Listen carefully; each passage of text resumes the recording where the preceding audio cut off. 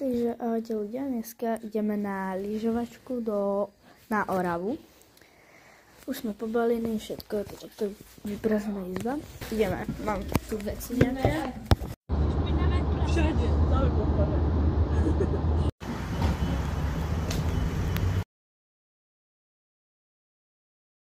dobré ráno, ja už som sa vyspala, konečne. Už sme sa vyspali. Už sme sa stihli naraňajkovať a teraz ideme sa obliecť a potom na svah. Si nájdeme tričko na lyžování a termos si dáme dneska tá rúžovúčke pekné. Ale mám tu iba akože vrch, neviem kde je spodok, alebo to je spodok, tak neviem kde mám vrch. Ideme tuto v tom nájsť vrch. Tady máme rúžovúčky, vrch, pekný, nádhera. Potom mikinu, tady mám trička, to nepotrebujem, ale mikinu potrebujem. Mám si takúto, inú fakt, že nemám. Ale tady takéto pútochy, alebo rozjaté termoponožky. Rozmýšľam, či si tam hen tú mikinu, alebo hen tam do šedu. Nevšimajte si tam podrdela, no. Potom to je môj kufor.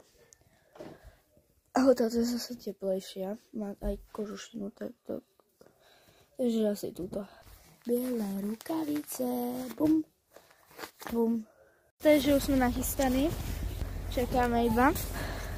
Títo sa tu sánkujú, alebo teda padajú na lade. A pozri, za chvíľu spadne, no. Tak nie. A čakáme. No, tak by spadlo. A čakáme na svah. Takže sme už na svahu. Nádhera. Sice viac ľudí, ale nevadí.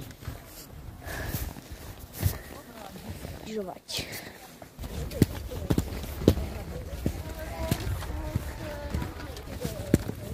Takže my už sme došli konečne zo strediska, už som sa stihla aj prezliecť, áno. Prezliecť som sa stihla. A pôjdeme zase do kade ako včera. A pôjdeme do kade a potom sa pôjdeme na večerať a potom budeme robiť asi zle. Takže my už sme došli z lyžovačky, už sme aj vybalení všetko.